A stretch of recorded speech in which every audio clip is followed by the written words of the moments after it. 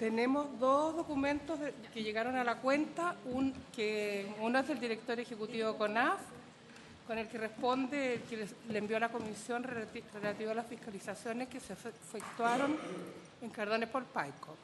Y el otro es del director general de Aeronáutica Civil, respecto a la normativa aplicable a los trabajos aéreos que utilizan emplazamientos que no son aeropuertos y a la fiscalización que le efectúa a las empresas que contrató el proyecto Cardona por Paico. ¿Lo tienen ustedes? No, el primero se los mandamos antes porque era muy largo.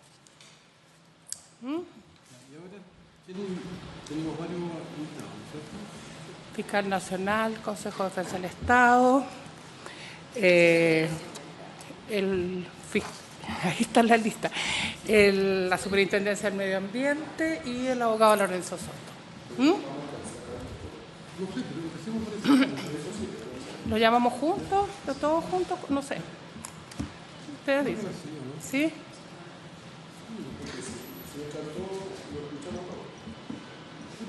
Sí.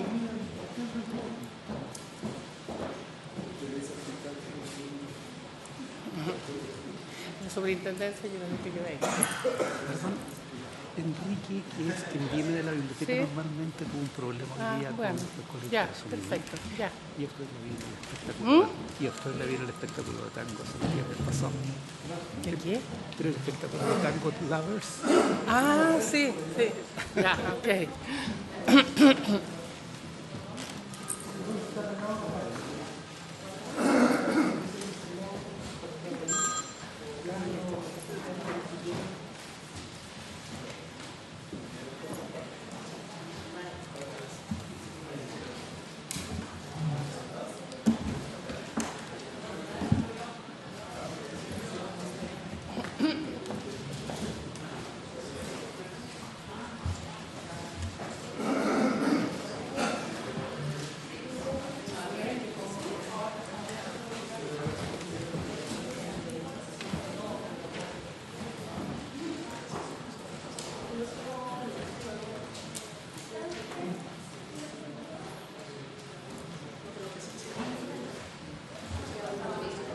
Bueno, yo les quiero agradecer a las personas que han sido invitadas. Está el fiscal nacional, don Jorge Abut. Está también por el Consejo de Defensa de Estado la presidenta María Eugenia Manú. Está de la Superintendencia de Medio Ambiente el fiscal subrogante Manuel Ibarra. Está del Centro Ambiental de la Universidad de Chile las abogadas Valentina Durán y Jimena Isunza. ¿No? Ok. Y el abogado Lorenzo Soto. Para nosotros este es un proyecto muy importante que lo queremos inscribir como parte de los desafíos que tenemos para la cumbre del cambio climático COP25. Chile tiene una institucionalidad ambiental muy frágil. Yo creo que ya está un tanto obsoleta. Fue hecha en años donde todavía los temas ambientales no eran relevantes. Y hemos carecido de un delito ambiental. Hay varias propuestas en esta comisión, una del Ejecutivo, y hay varias propuestas de parlamentarios y parlamentarias que nos parecen relevantes. Tal vez de la fusión de esa iniciativa, que es lo que hicimos, puede salir un buen proyecto. Nosotros queremos que cuando hayan delitos graves contra el medio ambiente, evidentemente se puedan perseguir penalmente y que tengan la mayor facilidad para que justamente puedan ser investigados y eventualmente sancionados. Así que le damos la palabra al fiscal nacional y después a la presidenta del Consejo de Defensa del Estado. Señor presidente, en primer lugar, agradecer la invitación que se nos ha formulado para emitir nuestra opinión respecto de los boletines 5.654, 8.920, 9.367, 11.482 y 12.398, que es la última iniciativa que ha presentado el Supremo Gobierno a esta instancia. Nos parece extraordinariamente importante esta instancia, atendido que compartimos absolutamente la necesidad de legislar en materia de reproche penal en cuanto a conductas que afecten el medio ambiente. Vemos en las diferentes iniciativas presentadas hasta ahora algunos rasgos que nos parecen importantes, que hacen diferentes los boletines anteriores al boletín que da cuenta de el actual proyecto de ley presentado por el Supremo Gobierno.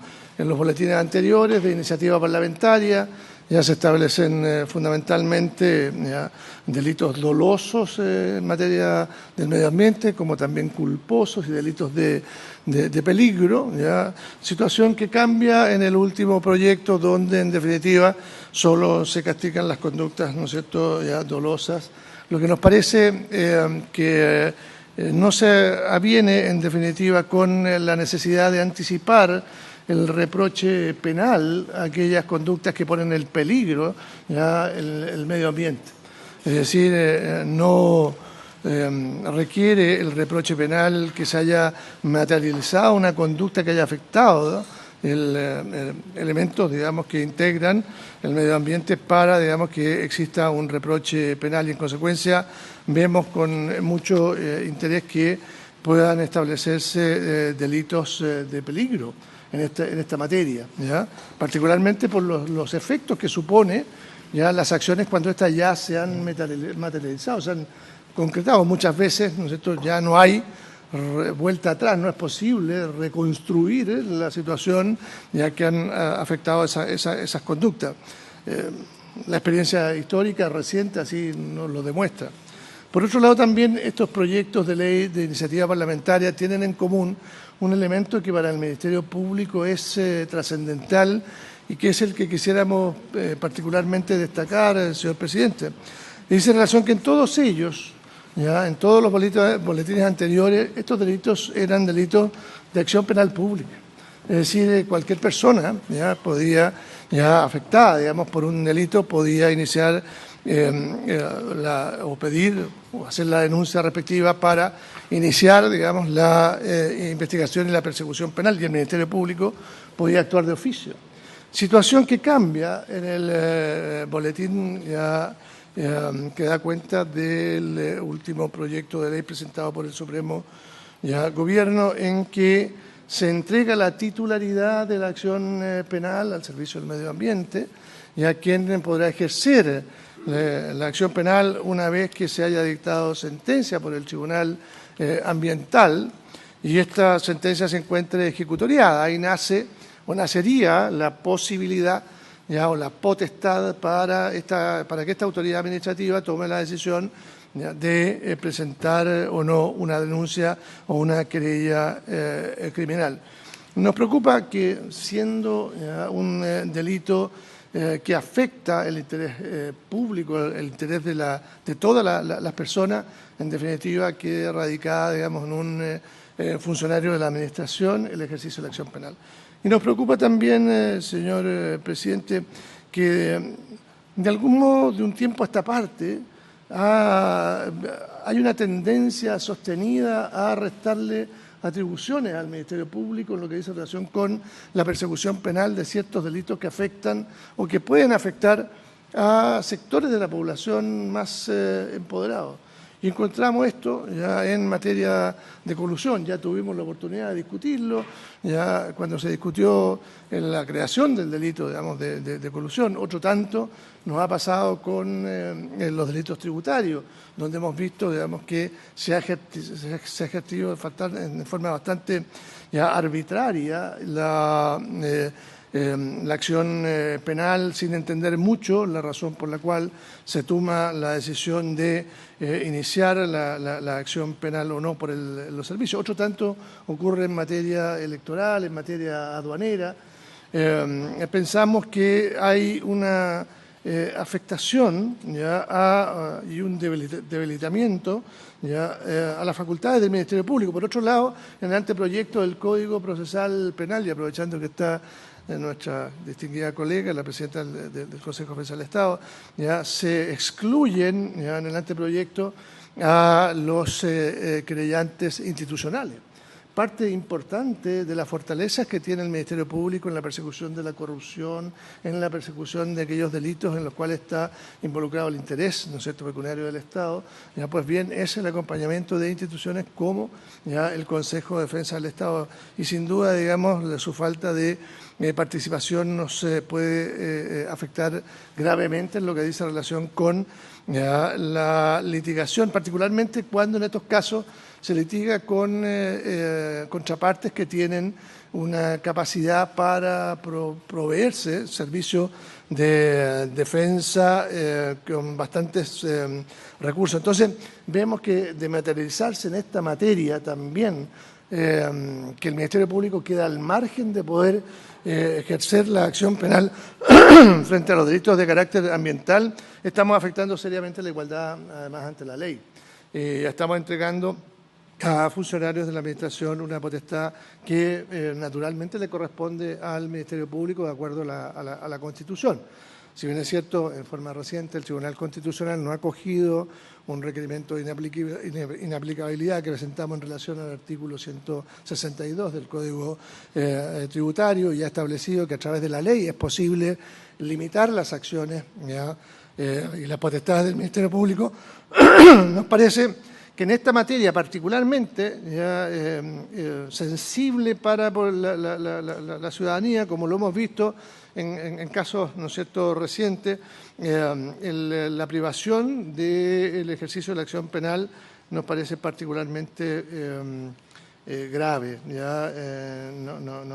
Pensamos que debería optarse por la posición que tienen las iniciativas que tienen su origen parlamentario. Sin perjuicio de luego, probablemente, de la discusión podamos opinar sobre los tipos penales en particular, nuestra preocupación central, y es la que yo quisiera manifestar por su intermedio, señor presidente, es esta situación. Y también, aprovechando la presencia de la presidenta del Consejo General del Estado, el Ministerio Público vería con muy buenos ojos que se aumentaran las potestades del propio Consejo de Defensa del Estado para poder querellarse en esta materia, donde, si bien es cierto, digamos, no hay un interés del fisco, digamos, involucrado, sí hay un interés público prevalente, y una institución como el Consejo de Defensa del Estado, sin duda, digamos, puede ser un coadyuvante importante para poder inhibir las acciones de esta naturaleza que terminan afectando al medio ambiente, elemento, digamos, sustancial para la vida de las personas. Por ahora, señor presidente, es lo que nosotros quisiéramos destacar en lo que dice relación con los diferentes boletines, haciendo, como le reitero, hincapié en que los boletines de iniciativa parlamentaria nos parecen muy razonables en términos que establecen, digamos, no solamente delitos de daños concretos, sino que también delitos de peligro, y por otro lado entregan el ejercicio de la acción penal pública al Ministerio Público, lo que no ocurre con el proyecto de ley presentado por el Supremo Gobierno. Eso, señor presidente, muchas gracias. Bueno, muchas gracias. Le damos la palabra a la presidenta del Consejo de Defensa del Estado. Muchas gracias, señor presidente. Agradezco la invitación y la oportunidad de comunicarles la opinión del Consejo del Servicio sobre el tema y, por su intermedio, a los restantes honorables senadores y senadoras. Muchas gracias. Quisiera... ¿Tú me lo puedes pasar? Ya.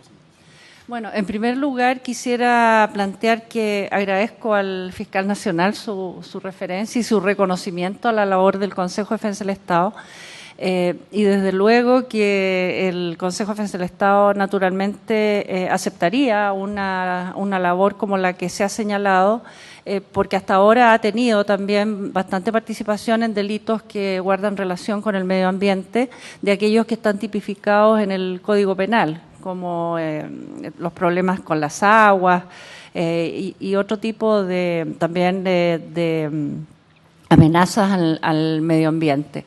No obstante, yo creo que de abordarse ese tema, lamentablemente tengo que decirlo, el Consejo de Defensa del Estado requeriría de recursos, tanto humanos como materiales, para esos efectos, puesto que la dotación que tiene actualmente de abogados litigantes es la misma que ha tenido en los últimos 5 años, no obstante el gran aumento de juicios que ha debido abordar. Nosotros tenemos 180 litigantes para todo el país, lo cual es evidentemente insuficiente. Pero desde luego que con los recursos adecuados no tendríamos ningún inconveniente y corresponde además a la tendencia que ha existido en todo el último tiempo en el Consejo de Defensa del Estado, en que se han ampliado todas sus actuaciones, tanto en el ámbito civil como penal, en relación con el interés colectivo del Estado. Con respecto al proyecto de ley que ahora nos convoca, quiero señalar que, bueno, ahí está copiada la norma actual en vigencia en materias civiles, que es a lo que más me voy a referir. Está copiado en el sentido que producía un daño ambiental y ahora en la legislación actual así declarado como un daño significativo, nace la acción de reparación ambiental.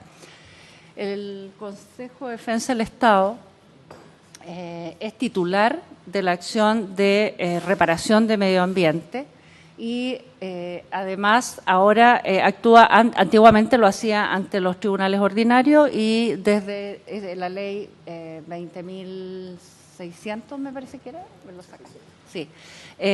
Actúa ante los tribunales ambientales para obtener la declaración del daño ambiental de carácter significativo, que es lo que le habilita para posteriormente perseguir las medidas de reparación. Y también, también tiene la titularidad de la acción civil las municipalidades, como ustedes saben, y el directamente afectado por el daño. El Consejo de Defensa del Estado, además, no solo interpone las demandas para la reparación del daño ambiental, sino que también persigue las indemnizaciones correspondientes en el caso que los bienes dañados sean de propiedad fiscal o sean bienes nacionales de uso público de interés de toda la ciudadanía. Bueno, esa es la repetición de las normas y la comparación con la modificación que ahora se pretende introducir, que le restaría la titularidad o la intervención al Consejo de Defensa del Estado para entregárselo a la Superintendencia de Medio Ambiente en materia civil. Este es un breve recuento objetivo en cuanto a que desde el año 1994, en que surgió la preocupación y la ley por la protección del medio ambiente, se le atribuyó al Consejo de Defensa del Estado, como decía, la titularidad de la acción civil. A raíz de eso se creó en el Consejo una unidad especializada de medio ambiente que ha estado actuando desde ese año 1994. Desde el año 2002 al 2012 ha intervenido en diversos litigios y se ha desarrollado una importante jurisprudencia en los tribunales ordinarios originalmente, que posteriormente ha sido recogida en los tribunales especiales medioambientales en torno a la delimitación de lo que se entiende por daño ambiental. Y desde el 2013 a la fecha nos cambiamos de sede a los tribunales especializados. Ahora, esta unidad especializada nuestra de medio ambiente, cuya sigla es UMA, funciona desde el año 1998 y ha analizado alrededor de 1.000 asuntos o, entre comillas, siniestros medioambientales, con la asesoría técnica, por cierto, de todos los organismos que tienen competencia medioambiental, porque naturalmente el Consejo de Defensa del Estado solamente tiene abogados. Por lo tanto, para cada evento debe acudir a la colaboración de organismos especializados, los que la prestan en todo caso muy diligentemente. Y de los 80 juicios que derivaron de ese estudio hasta ahora, 70 de esos juicios han terminado con un resultado favorable para nuestro interés, en el sentido que se han dictado sentencias favorables que condenan a reparar el medio ambiente dañado y establecen todas las medidas de reparación. como en algunos casos se han acordado transacciones, fundamentalmente antes de la última modificación legal que impidió la posibilidad de transigir en materia de daño medioambiental, pero la mayoría además de las transacciones guardan relación con la etapa de cumplimiento de los fallos. Después de declarado el daño medioambiental y establecía las medidas de reparación que debe adoptar quien provocó el daño, se han celebrado diversas transacciones en cuanto al cumplimiento de las medidas medioambientales y al seguimiento de esas medidas. En muchos casos, además, se han obtenido medidas adicionales, algunas importantes de mencionar. Se ha obtenido, por ejemplo, importante cantidad de recursos económicos para destinarlos a reforestaciones o a estudios medioambientales. Y de esos, ahí se enumeran algunos de los 84, me parece que eran 84 juicios, de los cuales 70 ya se terminaron. Se mencionan algunos de los que han sido más conocidos y por eso se menciona a título ejemplar un deterioro que se produjo en los primeros tiempos en el casco histórico de La Serena por la construcción de una antena para celulares que se ordenó reemplazar. Luego, la destrucción de sitios arqueológicos en Bahía Ilque, en la zona de Puerto Montt, y que se ordenó reparar. En todos estos casos se ha ordenado siempre reparar y adoptar todas las medidas de carácter técnico sugeridas por los organismos técnicos respectivos.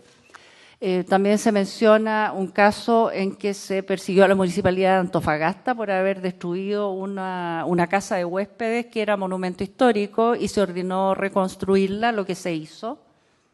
Sigamos. También está el caso de Forestal Sarao, en que se hizo una tala ilegal de 2.600 ejemplares de alerce y la medida fue la de reforestar reconstituyendo el ecosistema.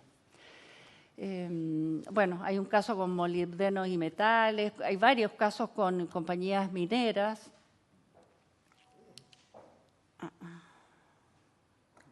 No sé cuál es. Ya. Y el último que quiero mencionar es el de Celulosa Arauco, que fue ampliamente conocido y difundido en el sentido que se adoptaron diversas medidas, no solo la de reparación propiamente tal del medio ambiente, después vamos a ver que hay otras medidas adicionales que finalmente se convinieron en la etapa de cumplimiento del fallo.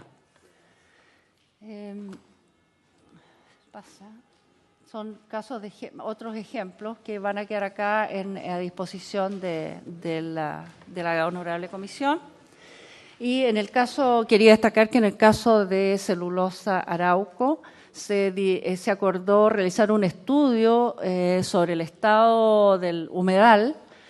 También se creó un humedal artificial con carácter denominado de centinela para ver cómo se iba desenvolviendo la permanencia de las distintas especies de distinta naturaleza, botánicas y animales, o de aves. Además, se realizó un programa de monitoreo ambiental por un periodo no inferior a 5 años. Se hicieron programas de desarrollo comunitario relacionados con el humedal y se creó un centro de investigación de humedales con un aporte de la empresa de 2.600 millones de pesos. En ese centro de investigación participa la universidad y también el Consejo de Defensa del Estado. Bueno, eso es objetivamente la participación que ha tenido este organismo en materia de acciones civiles de reparación de daño ambiental y estimamos como elementos que la honorable comisión podría tener en cuenta. Desde luego, hemos advertido, por la experiencia que tenemos en el tema, hemos advertido que en muchas ocasiones es difícil obtener el cumplimiento de las sentencias porque se produce la enajenación de los predios. Entonces, estimamos que sería conveniente considerar la posibilidad de establecer una obligación real que pese sobre el predio, quien quiera sea su dueño o poseedor, para que, no obstante la enajenación de los predios, existe igualmente permanezca la obligación de reparación del daño causado. Para el evento que la Comisión pudiera tener interés en el tema, nosotros podemos ofrecer la posibilidad de redactar un artículo, porque no sería más que un artículo de ley. Luego, consideramos que la titularidad de la acción de reparación medioambiental y naturalmente la de indemnización en los casos en que procede, debería continuar en el Consejo de Defensa del Estado. No divisamos la razón muy claramente, no obstante que por la experiencia del Consejo como litigante sea alterada esa situación y se traspase la titularidad a la superintendencia, que es el organismo administrativo persecutor desde el punto de vista de la fiscalización del cumplimiento de la normativa medioambiental. Por otro lado, apreciamos una dificultad de carácter técnico que requeriría eventualmente de un mayor estudio en profundidad acerca de la coincidencia entre sanciones administrativas y sanciones penales, para no exponernos, como hay una norma en el proyecto que alude a la mera imprudencia para establecer el tipo penal, tenemos la aprehensión en el sentido que puede sostenerse en el futuro que esa norma resulta inaplicable porque se produciría lo que los abogados denominan el non bis in idem, que es sancionar 2 veces por una misma conducta, y entonces eso requeriría una mayor profundización para evitar que la norma en definitiva después no sea aplicada. Y también estimamos que sería conveniente considerar la situación de 21 casos en que existió ya sentencia condenatoria y entonces el servicio tiene a su cargo el seguimiento o la fiscalización del cumplimiento de las medidas decretadas por los tribunales. Eso sería en términos generales. Reitero que en materia medioambiental civil, nosotros, el Consejo más bien, porque esta materia fue debatida en sesión de Consejo, el Consejo no considera necesario cambiar la titularidad de la acción, y en materia penal me limito a reiterar que, agradeciendo la sugerencia del Fiscal Nacional, que el Consejo naturalmente no tendría inconveniente, se aviene perfectamente con sus atribuciones actuales y con la experiencia que tiene en la materia.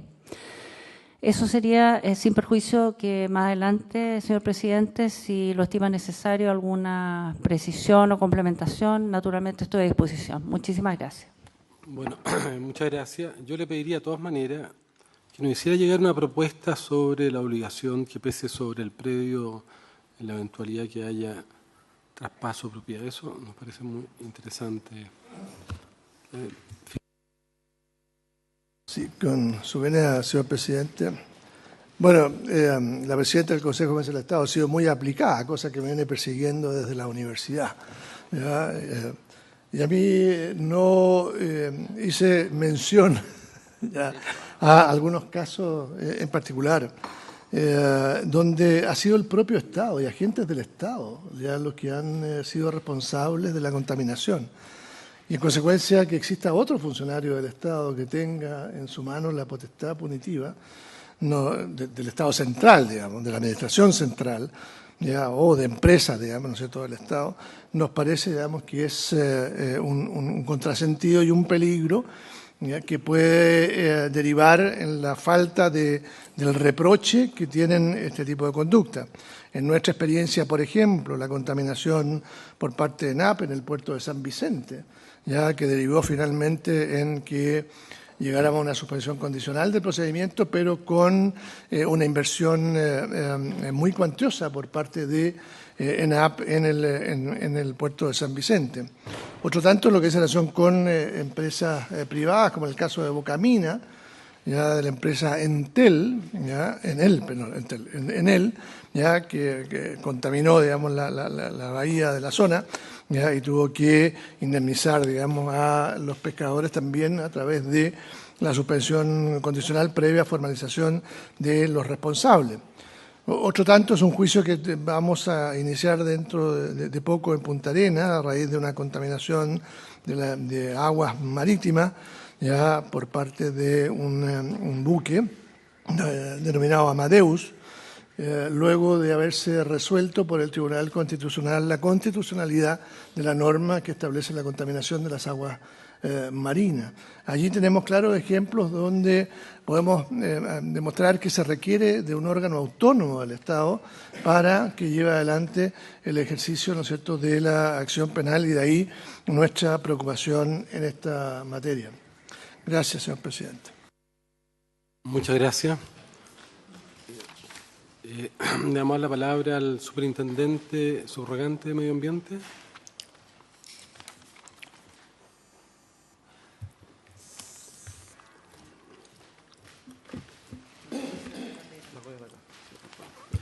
Muchas gracias, señor presidente. Gracias a la honorable comisión por la invitación. Nuestro análisis de estos boletines, que son 6, vamos a hacer un análisis conjunto donde la presentación que les voy a mostrar, primero les voy a dar un comentario sobre los distintos tipos penales, para después darles la opinión respecto a la iniciativa para investigar y querellarse, para finalmente también hacer algunas observaciones respecto a la titularidad de la acción de reparación y al final conclusiones. Respecto a los tipos penales, nosotros como superintendencia, ya luego de casi 7 años de entrar en funcionamiento, sí creemos que es necesario que llegue un momento donde se tipifiquen penalmente ciertas conductas. Nosotros tenemos bastantes infracciones ambientales, administrativas, pero llega un punto donde la superintendencia ya no llega. Y es un poco también reflejar lo que nos dijo la OCDE en su momento. Nos dijo, Chile tiene que de alguna manera avanzar a tipificar ciertas infracciones ambientales graves como delito.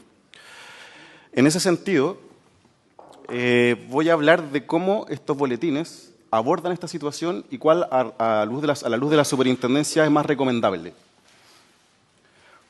Como ustedes saben, la Superintendencia del Medio Ambiente tiene competencia en esos instrumentos que ustedes ven en pantalla, en las resoluciones de calificación ambiental, los planes de prevención y descontaminación, las normas de emisión, las normas de calidad y los programas de cumplimiento. Pero muchos de los boletines solamente hacen alusión a tipos penales referidos a esos instrumentos. Pero hay una realidad no regulada donde no estamos llegando. Hay muchos proyectos que son pre-CIA, hay muchas sustancias contaminantes que no están reguladas, entonces creemos que es necesario que el tipo penal sea un poco más amplio. Por eso a nosotros nos parece adecuada la hipótesis de ir a atacar el daño, porque es el daño donde más o menos la superintendencia no ha podido llegar bien, porque el daño ambiental en sí mismo no es una infracción administrativa recogida en nuestra ley. Nosotros investigamos daño, pero como efecto de otras infracciones. Y por eso rescatamos esta hipótesis y descartamos un poco la de los boletines 8920 y 5654 y 9367, donde solo tipifican en relación a instrumentos. Creemos que es necesario ir más allá, abordar todo aquello que no está regulado, todo aquello pre-CIA, todo aquello que no tiene una norma regulada, porque ahí también pueden haber orígenes de daño ambiental que requieren una respuesta penal. Sin embargo, también nos pasa con el boletín 12.121, que tipificar una conducta genérica de contaminación también no parece ser lo más adecuado, porque, en primer lugar, choca con las competencias de la Superintendencia del Medio Ambiente, se superpone la investigación administrativa, se va a superponer a la investigación penal, entonces creemos, de alguna manera, que la hipótesis de daño ambiental es la que se tiene que, de alguna manera, tipificar. Si dejamos una figura de contaminación general, va a traer un problema práctico, porque si usted revisa la ley 19.300, la definición de contaminación es cualquier situación que supere una norma. Y nosotros tenemos alrededor de 4.000 informes de fiscalización por año de superaciones de norma que en realidad creemos que son abordables desde la perspectiva administrativa más que de una penal, y por eso creemos que la figura del daño es la que debiese quedar. Varios boletines recogen distintos tipos penales referidos a la evaluación ambiental y me gustaría referirme a ello para darles una opinión. Varios boletines recogen como tipo penal la alusión al CIA, elusión de modificaciones, plantean un delito funcionario del que califica, aprueba un proyecto debiendo haberlo rechazado, y también la entrega de información falsa o incompleta en el escenario de evaluación. ¿Cuál es nuestra opinión al respecto? Respecto a la elusión, al CIA, creemos sí que es razonable generar una figura así, porque si uno analiza las legislaciones comparadas, la mayoría tienen como delito actuar sin licencia ambiental. Porque si ustedes lo piensan, que haya una termoeléctrica, que haya un proyecto de esta envergadura sin ningún tipo de permiso, deja a la autoridad sin ningún tipo de herramienta para poder fiscalizar lo que está pasando. Y creemos que la elusión debiese, de alguna manera, llegar a dar una respuesta penal. Nosotros hemos tenido alrededor de 200 casos de elusión en estos años, y la mayoría ha partido por denuncia ciudadana. La elusión de las modificaciones no lo consideramos tan razonable tipificarlo como delito. ¿Por qué? Porque los proyectos, cuando tienen una autorización ambiental, pueden modificarse y requieren autorización solo cuando ese cambio es de consideración. Y la práctica con el SEA nos ha indicado que este cambio de consideración, este concepto de modificación, ha sido una línea bastante gris. Entonces, ha requerido mucho análisis técnico, ha requerido muchas propuestas que han sido incluso contradictorias. Entonces, llevar eso a un delito penal podría ser dar mucha incerteza y dar una respuesta muy errática. No así una elusión de un proyecto completo, que ahí creemos que en el fondo la ley es clara, establece tipologías, establece umbrales, y superar esas tipologías, superar esos umbrales, sin estar con una RCA, creemos que debiese tener una respuesta de este tipo penal. El delito funcionario de calificación ambiental, es decir, el sujeto que aprueba un proyecto y los boletines dicen debiendo haberlo rechazado, también estimamos que puede ser un tipo penal complejo, porque ¿quién determina cuándo se debe rechazar un proyecto? Porque sabemos que las comisiones de evaluación ambiental, ¿no es cierto?, tienen distintos agentes, distintas personas que la involucran, que pondrán distintos intereses. Entonces, lo vemos más como un problema práctico, de que si se tipifica este delito, nadie va a querer calificar ningún proyecto. Va a generar una incerteza tanto en la ciudadanía que participa en la evaluación ambiental como en el mismo titular. Y la entrega de información falsa o incompleta, creemos que es razonable generar un tipo de entrega de información falsa, porque es elemental que en las evaluaciones ambientales se entregue información cierta, porque es un análisis predictivo.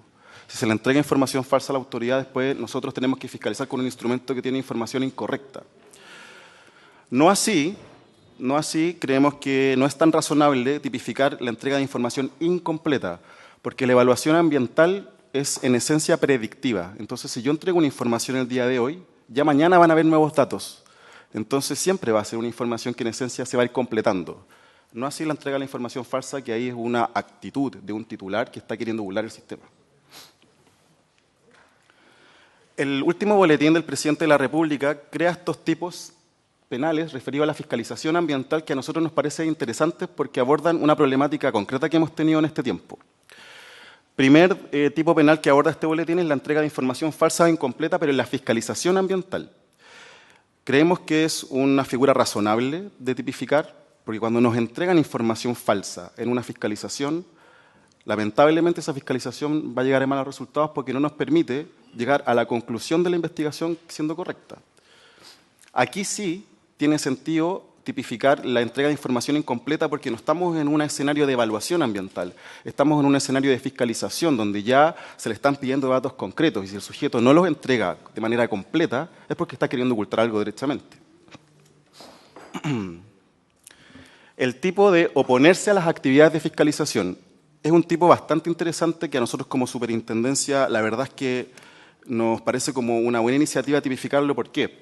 Porque hoy si la superintendencia va a terreno y el titular del proyecto se resiste al ingreso, nosotros lo único que podemos hacer es llamar a carabineros para que ellos nos permitan el ingreso. Pero el sujeto que se opuso no tiene ninguna represión o ninguna contravención respecto a lo que él hizo.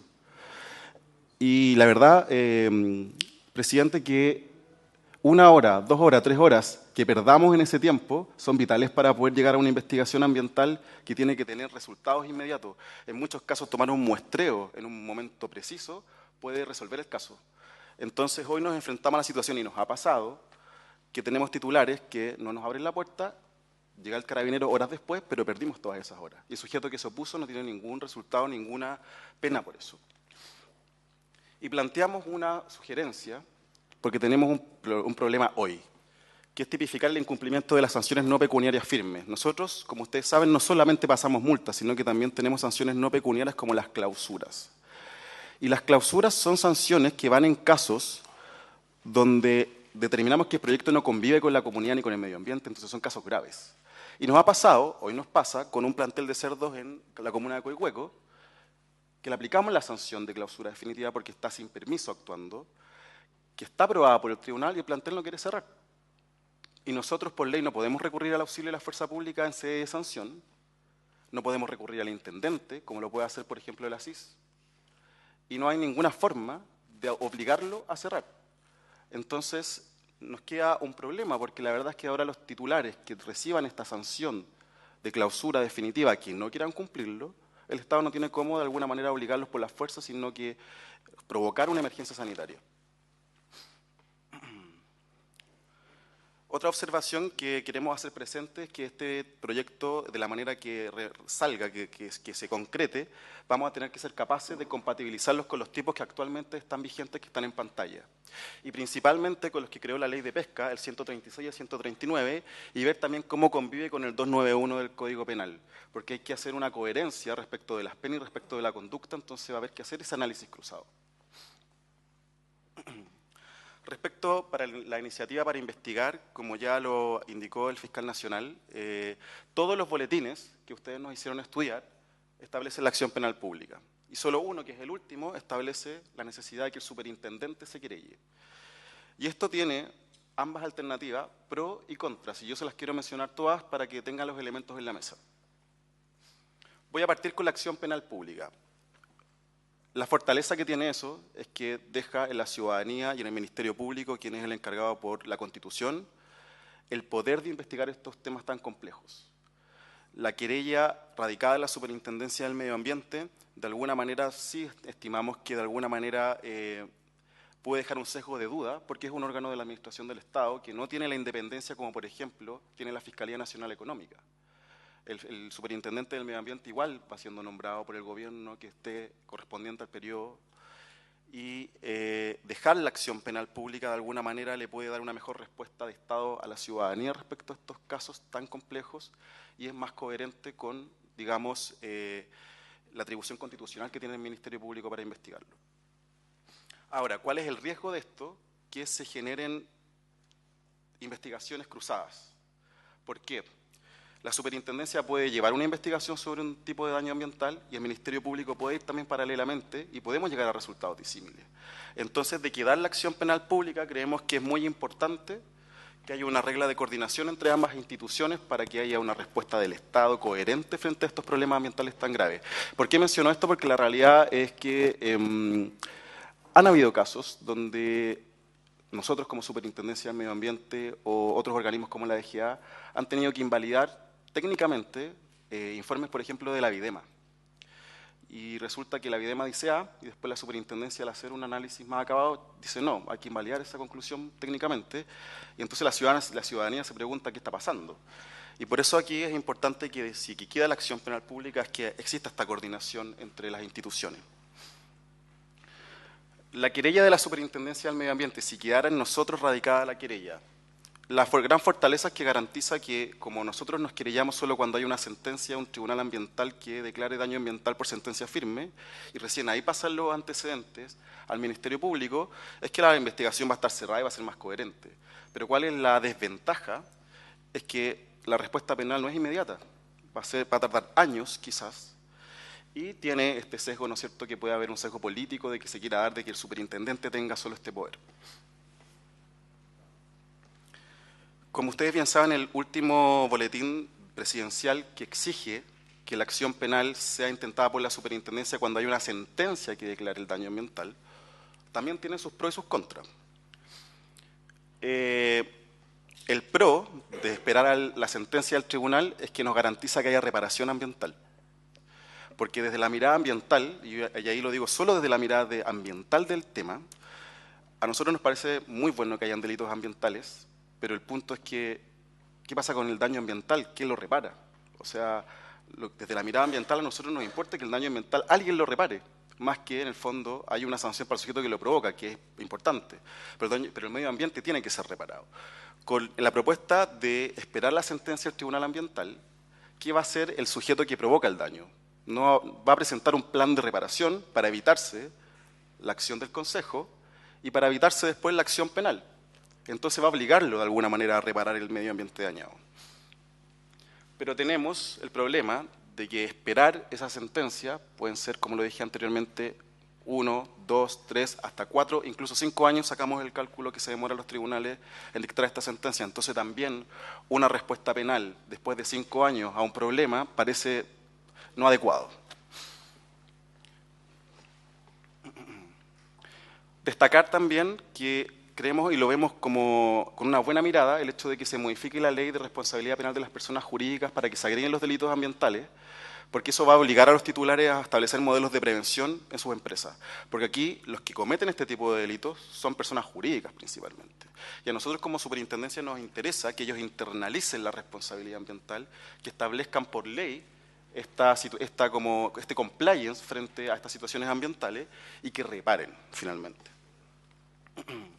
Respecto a la titularidad de la acción de reparación, el último boletín, como bien lo decía la presidenta del Consejo de Defensa del Estado, trasladaría la acción de reparación del Consejo a la Superintendencia. ¿Cuál es nuestra mirada y nuestra experiencia? La verdad es que estos últimos años hemos actuado bastante bien coordinados con el Consejo de Defensa del Estado. Cuando nosotros levantamos casos de daño ambiental, les remitimos la información al Consejo, nos comunicamos con la Unidad de Medio Ambiente y vamos juntos, de alguna manera, estructurando estas demandas por daño ambiental. ¿Cuál sería la ventaja de que quiera la superintendencia? Que los casos de la superintendencia ya están investigados, entonces quizás para la superintendencia sería como más rápido demandar. Pero ¿cuál es la desventaja? Lo mismo que con el Ministerio Público, que aquí el Consejo de Defensa del Estado de alguna manera tiene una independencia mayor para entablar este tipo de acciones que son tan importantes frente al superintendente que sigue siendo parte de la organización del Estado, ¿no es cierto?, del Poder Ejecutivo. Eso es. Como conclusiones, entonces, respecto a la superintendencia, creemos que es importante que se recojan estos delitos ambientales, que se recojan estas hipótesis graves, que haya una preocupación porque haya reparación del medio ambiente dañado. Importante la modificación a la ley de responsabilidad penal de las personas jurídicas. Y respecto a la titularidad de la acción, nosotros estimamos que sería importante que siguiera en manos del Ministerio Público. Eso, señor presidente. Bueno, muchas gracias. Un par de comentarios. Para nosotros, por lo menos para mí, es muy distinto la presencia del Consejo de Defensa del Estado y el Ministerio Público en esta materia de institucionalidad ambiental que ha sido complaciente en general, históricamente. Y eso debilita mucho el interés de darle atribuciones mayores a una instancia que, de mi punto de vista, no ha cumplido, ha estado muy lejos de cumplir con los estándares. Respecto a la información falsa, yo fui protagonista en el caso de Río Cruce. De hecho, presenté un recurso de protección con Marcelo Castillo, que lo perdimos en el año 98. Y hay una omisión grave. Omisión grave, ¿sabes cuál? Que eso era una zona protegida por Ramsar. Entonces, una información incompleta puede ser mucho más grave que una información incompleta en materia de fiscalización, porque esa información incompleta, si se hubiera acreditado que era Ramsar, el proyecto nunca se podría haber hecho. Ellos lo reconocieron muchos años después, que efectivamente nunca debieron haber hecho proyecto ahí porque era un humedal, y el solo hecho de poner una planta de ese tipo en un humedal era una locura, por la difusión de los tóxicos a través de los medios líquidos. Pero le podría dar numerosos ejemplos. El proyecto Dominga, que nosotros cuestionamos, ¿por qué lo cuestionamos? No lo cuestionamos justamente porque entregaron información incompleta y no señalaron que el área de influencia más importante era la reserva Isla Dama, Punta Choro, el Pingüino Humboldt, que era, de mi punto de vista, lo más importante evaluar, y no lo evaluaron. Y hay un funcionario del CEA que aceptó esa irregularidad a pesar de que fue combinado muchas veces por otros servicios públicos como CONAF, que había que hacerlo. Tú tienes el caso hoy día lamentable de un helicóptero que cae en la Cuesta de la Dormida en una zona de reserva. La empresa justamente omite que es una reserva mundial de la biosfera. Tienes caso que me tocó ir ayer con la Comisión de Futuro a Aysén, a Puerto Williams, que en una zona de reserva que es Cabo de Horno están instalando plantas. Primero, que sus resoluciones son del año 2004-2005, que deben haber caducado, evidentemente, porque las resoluciones y calificación ambiental, tú bien sabes que duran 5 años, las de acuicultura duran 1 año y la que entrega la Armada duran 1 año. Este proyecto nunca se hizo. De hecho, pidieron una ampliación de un proyecto que nunca se había hecho. Tú amplías algo cuando tienes...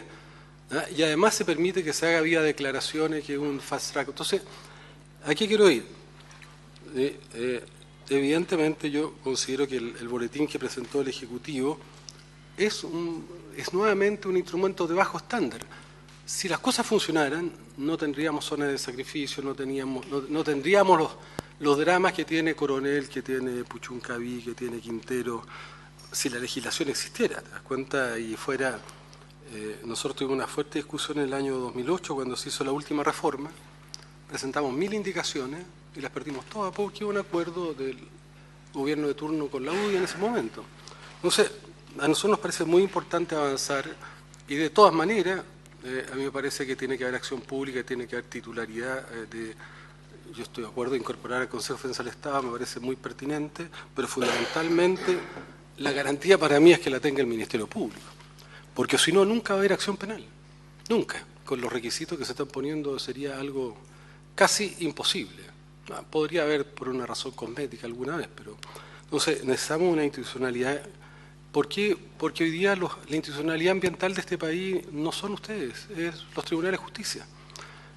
Recuerden, yo mismo he participado, Castilla fue aprobado, tuvo resolución de calificación ambiental, la paralizó la Corte Suprema. Pascualama tuvo resolución de calificación ambiental, ahí está paralizado. El caso Freirina, tenían resolución de calificación ambiental y fue un desastre, tuvieron que salir. Hidroaicén tuvo resolución de calificación ambiental y no pudo hacerse. Barrancones tuvo resolución de calificación ambiental. Ninguna de esas resoluciones de calificación estaban sustentadas en base a una legalidad. Entonces, por eso que esta iniciativa es importante, porque va a ayudar justamente a desincentivar que sigan ocurriendo ya con los bajos estándares de exigencia que tenemos, pero por lo menos que haya más cuidado y haya más, yo creo que la ley va a cumplir un rol de verdad preventivo que hoy día no hay desde el punto de vista que existe un delito ambiental. Pero bueno, son ciertos comentarios. Le damos la palabra a Lorenzo Soto.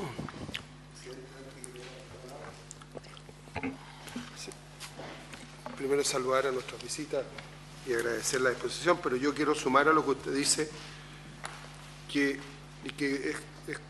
se contrapone contra lo que usted plantea. Yo creo que los funcionarios también tienen que estar evaluados y estar metidos en este asunto de sanciones en el supuesto caso de que ellos no hagan bien su pega. ¿Y por qué? Porque todos los ejemplos que usted puso han sido presiones políticas las que han hecho funcionar que esos proyectos salgan adelante. Entonces, si no ponemos en resguardo al funcionario que evalúa bajo una ley que lo proteja para que haga bien su pega, nada de lo que hagamos va a servir. Y ese es el ejemplo de lo que yo conozco desde el año 92 a la fecha en temas de resolución ambiental, al menos en el norte. Hay una fuerte presión política por sacar algunos proyectos adelante. Y lo que usted nombró son eso. Pasó eso efectivamente. Y creo que tenemos que buscar la fórmula en que ese funcionario, si no tiene la libertad de trabajar tranquilo, obviamente que el día de mañana, en protección de su trabajo, quizás qué informe va a sacar para sacar adelante estos proyectos. Así que yo, a todo lo que se ha dicho, creo que hay que buscar la fórmula en que esa persona que esté en el CEA, que de alguna, o en la superintendencia, como sea, haga bien su trabajo y sepa que va a estar protegido del informe final que él va a emitir, ya sea positivo o desfavorable al proyecto que se está presentando. Eso no lo sé.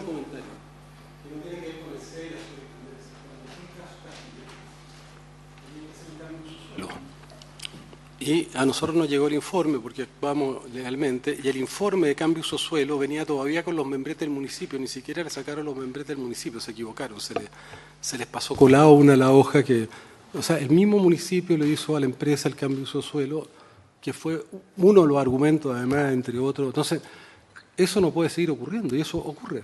Y lamentablemente ocurre, nosotros quisiéramos que no ocurriera, pero aquí hay que velar por un bien público. Se imagina, Castilla era la termoeléctrica más grande que nunca se ha hecho en Latinoamérica y su dueño está preso hoy día en Brasil. Entonces, bueno, por eso que es muy importante poder avanzar. Lorenzo. Bueno, muchas gracias por la invitación. Bueno, Buenas tardes. Bueno, dado que no soy el único invitado no institucional, preferiría presentarme primero, señalarles a los que no me conocen que soy abogado especializado en Derecho Ambiental, me he dedicado por 20 años al ejercicio de la profesión en esta materia y fundamentalmente del lado de la defensa del medio ambiente de comunidades, personas afectadas por graves atentados al medio ambiente y también por emprendimientos que también y sobre todo en estos tiempos viven la pugna o el choque con otros emprendimientos de mayor magnitud y se ven afectados por esa razón por atentados al medio ambiente. En ese plano me ha tocado básicamente litigar en la institucionalidad administrativa, civil y penal.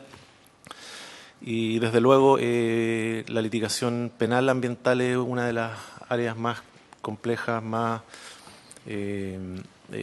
desmotivantes por los resultados que se pueden obtener y por lo que se ha dicho aquí, entre otras razones, por la falta de figuras penales apropiadas a las que recurrir para poder sancionar los atentados al medio ambiente. En ese sentido, bueno, mi exposición va a ser más bien del punto de vista práctico. Quiero un poco contarles la experiencia que he tenido en la aplicación práctica en este tema. Y bueno, lo primero es tal vez mostrarles, o no sé si pasa ahí. Ok, gracias. Mostrarles tal vez sumariamente lo que yo he considerado una elaboración propia, una breve síntesis de algunos de los casos más paradigmáticos de atentados graves al medio ambiente que han tenido, y algunos de ellos con consecuencias penales.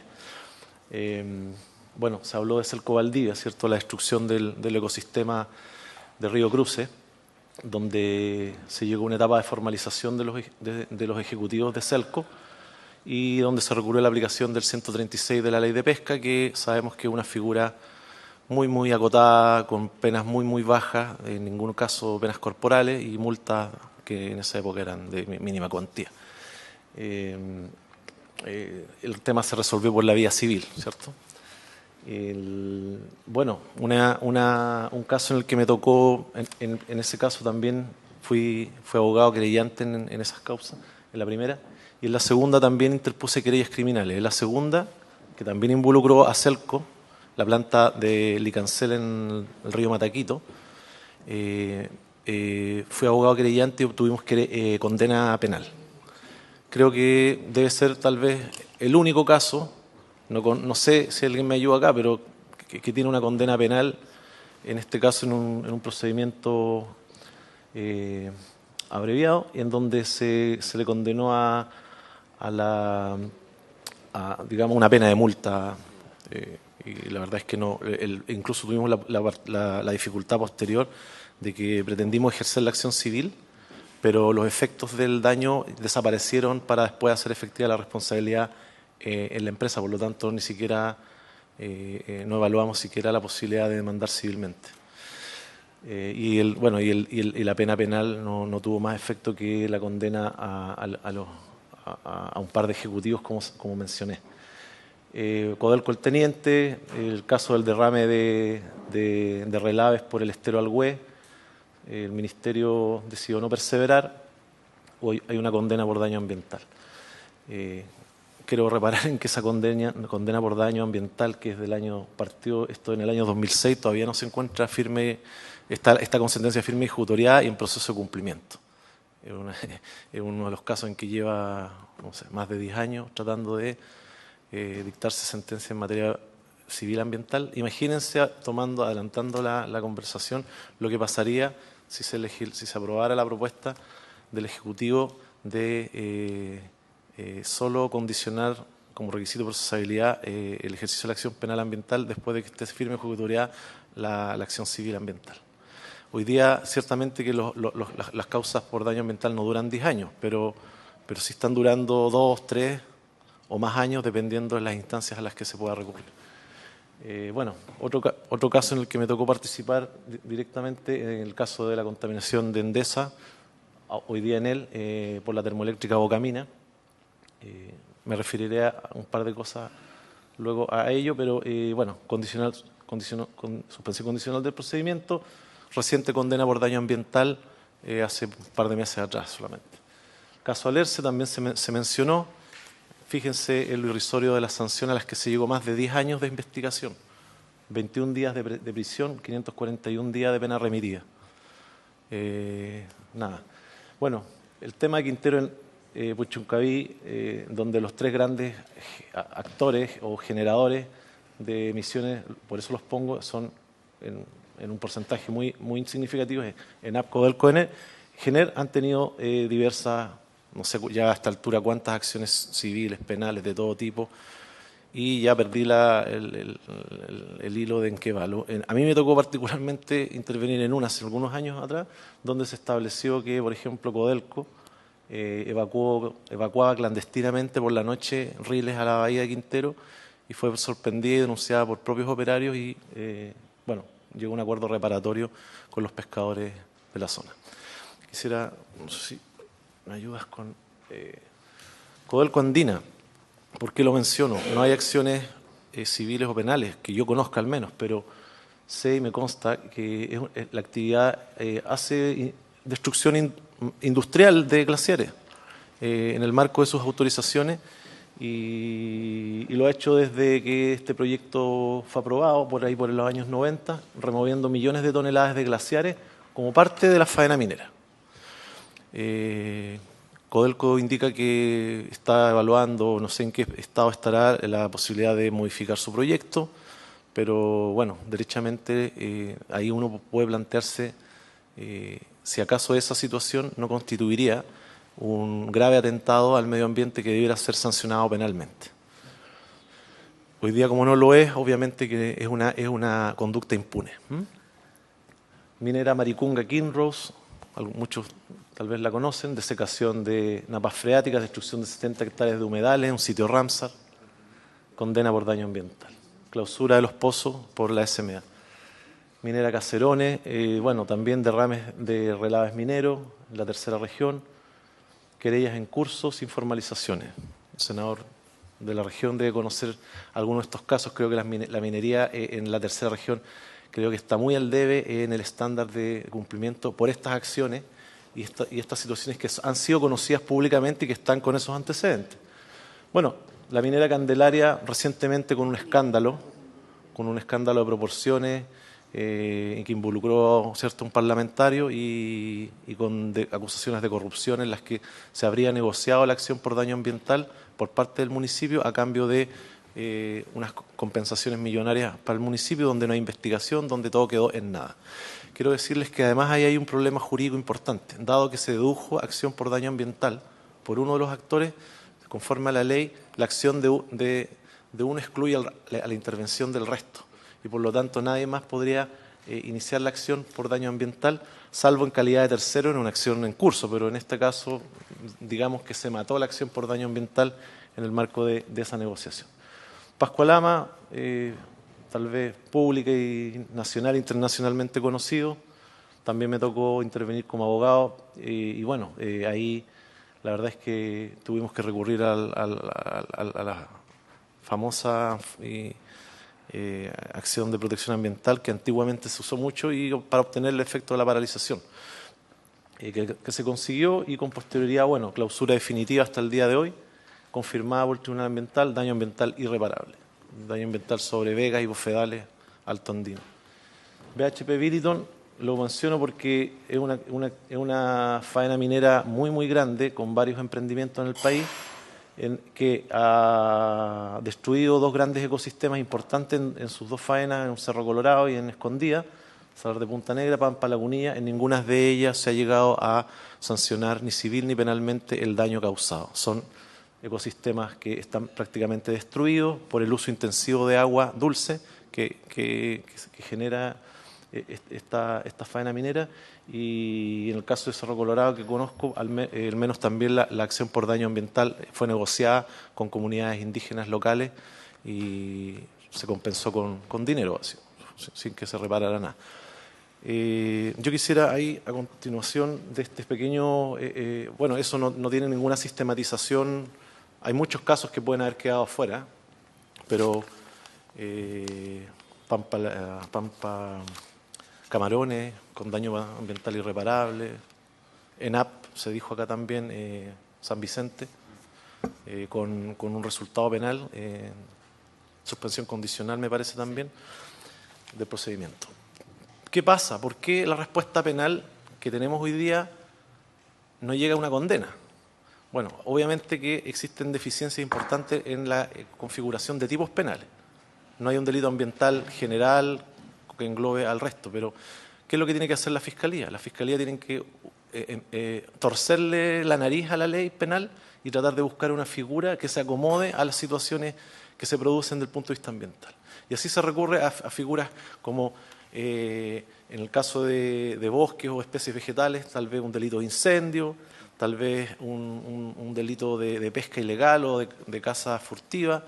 Por allí se recurre a figuras como el famoso 291 del Código Penal, que quiero señalarles que por las querellas que he interpuesto, bueno, las dificultades que me ha tocado ver es que, primero, bueno, se presenta una serie de estudios en derecho, informes de los mejores juristas diciendo que esta figura no aplica y que tiene un montón de dificultades para que no se aplique. Pero resulta que esta figura penal, que es la más usada, que es la que sanciona al que propague indebidamente elementos contaminantes y susceptibles de causar riesgo para la salud animal y vegetal o el abastecimiento de la población, más o menos así. Es una figura interesante porque sanciona el riesgo, que es la que nos llamaba a considerar el señor fiscal nacional. En materia ambiental es muy importante sancionar el riesgo creado, porque las grandes situaciones de amenaza al medio ambiente tienen que ver con poner actividades que de producir un daño pueden generar una situación que incluso podría ser remediable. Y la idea es que el derecho llegue antes, del punto de vista preventivo. Nosotros estamos aquí hablando de delitos ambientales, bueno, pero estamos hablando de delitos cuando ya la situación ya se ha producido. Entonces, yo también invito a la Comisión a tratar de legislar en este proyecto en materias de acciones preventivas del daño ambiental. De hecho, anticipando lo que estoy diciendo, creo que es muy necesario incorporar una acción de amparo ambiental que tenga fines específicamente preventivos y de conocimiento de la judicatura especializada, porque de lo contrario, lo que tenemos que hacer los abogados en esta materia es ir a las Cortes y pedirle a las Cortes que ven casos de familia que nos den amparo en materia ambiental en una situación compleja, a veces generada en el marco de procesos industriales complejos. Y bueno, la mayor parte de las veces no tenemos ese amparo y después tenemos que recurrir ya a las situaciones consolidadas cuando el daño ya se ha producido. Pero fíjense lo que pasó en este caso.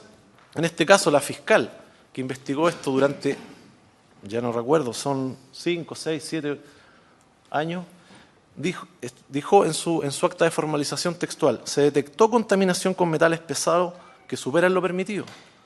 Las pericias realizadas sobre las cenizas depositadas en el vertedero superaron las concentraciones máximas permitidas para cromo y mercurio.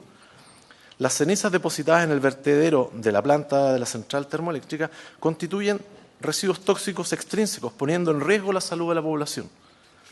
La propagación indebida de elementos contaminantes a través de su introducción en el mar de la manera indicada y sin que previamente hayan sido neutralizados para evitar tales daños, contaminó el fondo marino y dañó, entre otras, a las algas y especies animales. Pudo haberse evitado si los imputados, en atención a los cargos que ocupaban en la organización empresarial y a las facultades que poseían, hubieran realizado acciones de mitigación, control y vigilancia de los riesgos ambientales. Y termina señalando la señora fiscal, que es la fiscal Aldana, que está a cargo ahora, entiendo, del complejo conflicto jurídico-ambiental de Quintero Puchuncaví, señala: lamentablemente no existe una protección penal sistemática y enfocada precisamente a la protección del medio ambiente. Hasta la fecha, en el nuevo sistema, al menos no existe ninguna persona condenada por alguno de los delitos por los cuales los imputados presentes en la audiencia han sido formalizados.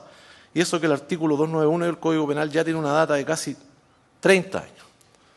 A propósito del 291, se me escapaba, estudiando e investigando esta figura del 291, fue creado durante la dictadura y fue creado en el marco de una ley antiterrorista.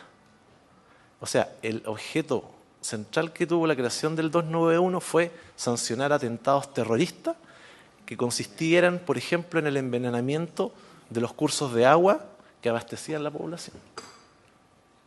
Y ese es un argumento en contra para sancionar por ese delito, por daño, por atentado al medio ambiente, porque en el fondo fue concebido para otros fines. Sin embargo, se ha intentado aplicar y al parecer, como lo señala la fiscal Aldana, no han habido condenas por este delito, que es la figura más amplia que hoy día se aplica. Y bueno, al final la fiscal, algo decepcionada, me imagino, después de tantos años de investigación, opta por una salida alternativa. Y ella dice y señala en alguna de las comunicados de prensa en donde trata de explicar esta situación, requerida y cuestionada por su proceder, que el proceso tuvo muchas dificultades, entre ellas, por ejemplo, determinar el foco de la contaminación en esa comuna. Habían varios agentes causales, logró determinar que el agente causal era Endesa, Enel, y no Colbún, que está colindante a esta compañía. Destacó que, de acuerdo a la actual normativa, era imposible llegar a un juicio oral y lograr la mitigación acordada con la empresa. La normativa indica que no hay un juicio indica que si hay un juicio, también los imputados pueden ser absueltos. Y en este caso no habría absolutamente ninguna sanción. Al contrario, pues habría sido un problema para las futuras investigaciones. Sin embargo, en el caso de una condena, lo máximo que podríamos alcanzar, en este caso, eran penas de firma en un recinto penitenciario, pero no este tipo de salida. Por lo tanto, la fiscal, con la camisa de fuerza que tiene el sistema penal ambiental, no tuvo otra opción que tratar de lograr una salida alternativa que comprometió a esta compañía a implementar medidas de mitigación ambiental adicionales a las que estaba obligada legalmente, renunciando al juicio oral. Y claro, como bien lo dice, en el mejor de los escenarios, lo que hubiese conseguido es una condena de pena remitida con una firma de un grupo de ejecutivos en un recinto de gendarmería una vez al mes o cada cierto tiempo, según se fije. Si me permite, bueno, ahí también solamente el tema del Licancel con la condena que se produjo. Si me permite, es la que sigue, ya no. Pascualama, el superintendente de la época, afirmó hubo daño ambiental irreparable y el caso sigue abierto y no descarto que exista la posibilidad que tú planteas en relación a que, habiendo una clausura definitiva, se busquen los resquicios legales por los grandes estudios jurídicos que asesoran a todas estas compañías para no cumplir con lo resuelto. Bueno, solamente para terminar quiero tal vez ya en temas más teóricos dar un par de ideas. Lo que dije recientemente, la acción ambiental especial para prevenir daños al medio ambiente. Sería interesante legislar sobre esa materia aquí, dado que es un proyecto también de daños ambientales. Establecer un régimen de responsabilidad civil objetiva por daño ambiental. El régimen de responsabilidad civil que tenemos en Chile requiere la acreditación de la culpa o el dolo civil. Muchos países sancionan civilmente por el mero riesgo, o la llamada responsabilidad civil por el riesgo creado o responsabilidad objetiva, y que por lo demás está reconocido en nuestra legislación, por ejemplo, en materia nuclear, en materia de residuos peligrosos. En materia nuclear, la sola instalación de una planta nuclear, cualquier accidente o situación de riesgo hace responsable civilmente al operador al que gestiona esa actividad. Y no es necesario acreditar que actuó con negligencia o con mala intención. Sería interesante incorporarlo. La acción civil por daño ambiental no debiera excluir la intervención de terceros como parte principal. Es un anhelo también de la sociedad civil que podamos intervenir como parte principal en las acciones civiles por daño ambiental y que no se nos excluya solo porque intervino el Consejo de Defensa del Estado primero o, como han ocurrido en estos casos, porque llega una municipalidad y negocia la acción por daño ambiental y con eso mata la acción y nadie más puede decir ni hacer nada. La acción civil por daño ambiental debiera poder tramitarse conjuntamente con la demanda civil de indemnización de perjuicios derivada de la primera. Eso es desde mi punto de vista, es una cuestión de economía procesal. Lo que hoy día tiene que hacer una víctima, o más bien un afectado civil por el daño ambiental, es que tiene que llevar el juicio por daño ambiental, ganarlo, y después de ganarlo tiene que iniciar otro juicio para perseguir la indemnización de perjuicios que se le ha ocasionado. Sería interesante publicar la interposición de demandas por daño ambiental a fin de que cualquier tercero pueda actuar en defensa del interés ambiental y así evitar fraudes procesales o acuerdos que importen impunidad ambiental. Porque hoy día no se conoce, salvo que uno tenga que buscar en el Poder Judicial cuántas demandas hay, dónde y quién las interpone. Incluso quiero decir que podría ocurrir situaciones en que las propias compañías, las empresas se autodenuncien o se autodemanden de daño ambiental para matar la acción por daño ambiental. Fíjense lo que les estoy diciendo. O sea, el sistema como está es voluble a fraudes. Y hablando de fraude, me parece complementario también la posibilidad de que aquí se pudieran tipificar delitos de fraude, extorsión y cooptación ambiental. Existen prácticas, yo las he vivido, las he padecido, que vienen tanto del lado empresarial como del lado de las comunidades, de presión, extorsiones indebidas, pagos, cooptación de voluntades de los actores locales con el objeto de llevar adelante a como dé lugar un proyecto determinado. Eso incluso incluye posibles actos de corrupción a funcionarios públicos. Han habido casos que han sido conocidos. En la tercera región hubo un caso que afectó a un director del Servicio de Evaluación Ambiental a quienes la empresa les habría llevado las resoluciones de calificación ambiental prehechas, listas para llegar y para que incorpore su firma en la resolución. Hay prensa al respecto. Y hay otros casos también en donde se han hecho denuncias, como el reciente caso que afecta a la minera Candelaria.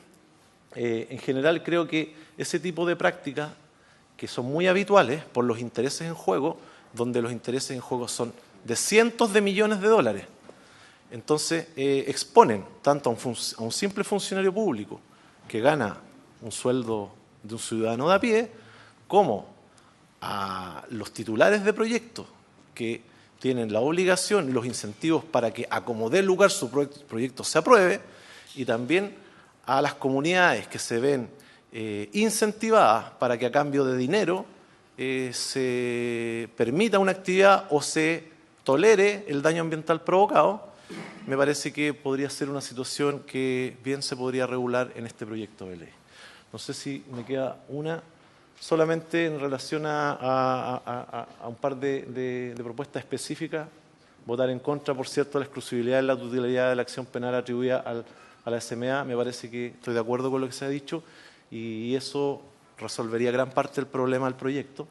También eliminar el requisito de procesabilidad consistente en contar con sentencia ejecutoriada firme, ¿cierto? Firme, previa por daño ambiental. Reformular la figura penal abstracta del artículo 2 y 3, es una figura muy amplia y para certeza de todo. Crear el delito de contaminación ambiental, específicamente que no trae el proyecto, y sí recogen otras iniciativas, tipificar otros delitos de fraude como señalado, y extender la responsabilidad penal de las personas jurídicas que está para estos delitos que crea el proyecto, a los otros delitos que están en la legislación común penal.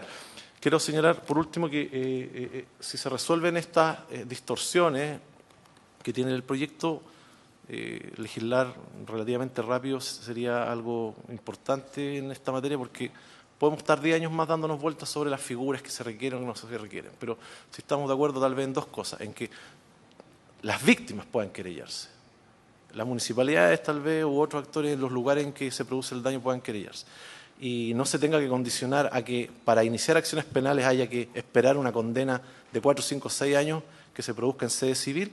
Con eso creo que gran parte del problema del proyecto se podría resolver y avanzar en esta materia. Muchas gracias. Bueno, ha sido muy interesante, yo les quiero agradecer. Antes de eso, le quisiera pedir a la superintendencia, ya que planteó que tenía 4.000 informes que dan cuenta de infracciones, me gustaría saber cuántos procesos sancionatorios tiene, y me gustaría también tener noticia de los 200 casos de elusión que ha pasado con ellos. Le pido formalmente que no ahora, sino que nos envíe Pero tengo el dato, más o menos, sí.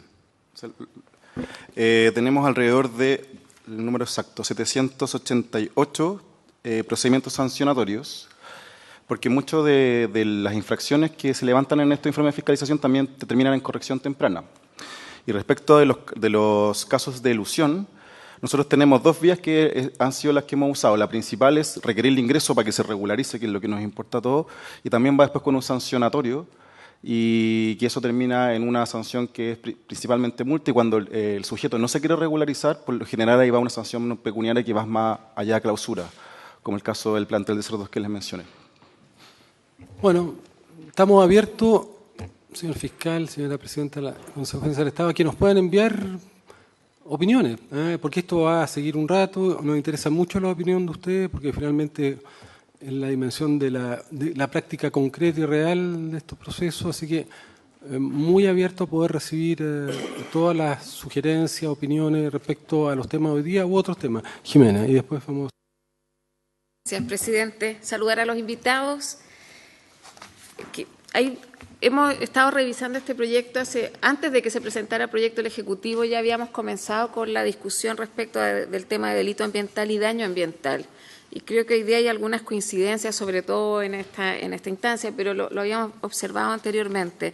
La hegemonía en el proyecto del Ejecutivo de la Superintendencia de Medio Ambiente, yo creo que es un problema para abordar acertadamente un proyecto de ley de esta naturaleza, porque existe unanimidad que este es un tema urgente, necesario, pero si no lo hacemos correctamente se va a volver a evidenciar la fragilidad de la institucionalidad ambiental.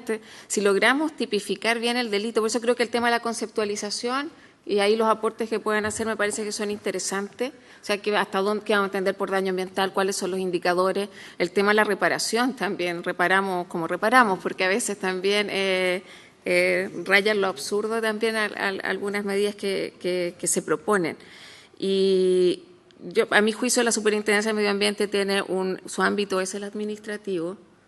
Creo que la acción penal está en el Ministerio Público y eso no está en el proyecto del Ejecutivo. Y lo que he escuchado también que creo que hay que recoger y recrear las mociones parlamentarias, porque en esas mociones era donde efectivamente no se había hecho este cambio. Así que solo dejarlo en la mesa, porque, claro, la superintendencia, mientras no haya un instrumento de gestión ambiental, nos podemos demorar 2 años y más para que haya una sentencia. Yo lo he instalado también, creo que la institucionalidad no da para esto. O sea, yo vengo de una región donde hay 4 o 5 funcionarios y entiendo que esto no es una excepción. Entonces, creo que ahí hay un escollo que tenemos que abordar como comisión. Muchas gracias. Bueno, por haberse cumplido, perdón. Sí, no, presidente, sumarme a los saludos. Lamento no haberme estado presente justo en la exposición, entre ellos del señor fiscal, de la representante del Consejo de Defensa del Estado. Y hay una discusión permanente que se desarrolla cuando los parlamentarios presentan iniciativas, mociones de esta naturaleza. Y siempre las iniciativas van de tal manera construidas de evitar que en el diseño se declaren inadmisibles al minuto que ingresan a la Secretaría. Y eso de repente dificulta o limita la pertinencia, ¿verdad?, de la norma, porque uno ve esa crítica permanente respecto a los proyectos que se presentan desde la iniciativa de la moción por el carácter del sistema que tenemos nosotros. Y en ese ámbito, yo creo que en definitiva lo que hace la indicación, el proyecto del mensaje del presidente, de alguna manera hacerse parte de este tema, porque todas las mociones, de hecho yo patrocino una de ellas, uno también analizaba mucho cómo no evitar, ¿verdad?, que en la presentación no nos declare inadmisible al minuto de entregarla en la sala. Y eso limita evidentemente la calidad del contenido y a veces incluso también la efectividad de las normas que se están presentando. De alguna manera el Ejecutivo se hace parte de esta realidad y creo que, en mi opinión, la Superintendencia es el organismo contrario a lo que se manifestaba, es el organismo adecuado para estar presente frente a qué materia. Yo creo que aquí en definitiva lo único que hay es que, ¿cuál es el efecto? Que al final tienen muchas de las mociones nuestras, es que generan el hecho político, ya generan el hecho y la necesidad de avanzar en regular, ¿verdad?, un tema que efectivamente no está debidamente resguardado. Yo siempre presento a colación el tema de la fuga de salmón en la zona austral, ¿ya? 1 millón de especies liberadas el año pasado, ¿no es cierto?, o sea, fugadas el año pasado, y la empresa se libera incluso de las multas si solamente recupera el 7% de ese 1 millón de especies liberadas. ¿Ya? O sea, es un absurdo, ¿no es cierto?, porque queda el otro especie metida en un ambiente radicalmente diferente que empieza a tener todos los efectos que eso requiere. Y muchas de ellas, obviamente, muchas veces las empresas optan por asumir el costo, el riesgo de pagar mejor la multa, porque eso, en definitiva, lo que mayores sanciones resultan en este tema. Y por eso creo yo que, en definitiva, lo que se está llevando hoy día es ponernos en la mesa a una legislación respecto del tema del delito ambiental, y más allá de todas las observaciones que pudieran existir, creo que el resultado final es que hay hoy día una norma que está en discusión en el Congreso, ¿verdad?, respecto a este particular, que son las que han hecho mención ustedes y que podría llevarnos, ¿verdad?, a dar una institucionalidad nueva respecto de este tema, que a veces la comunidad siente que hay mucha indefensión.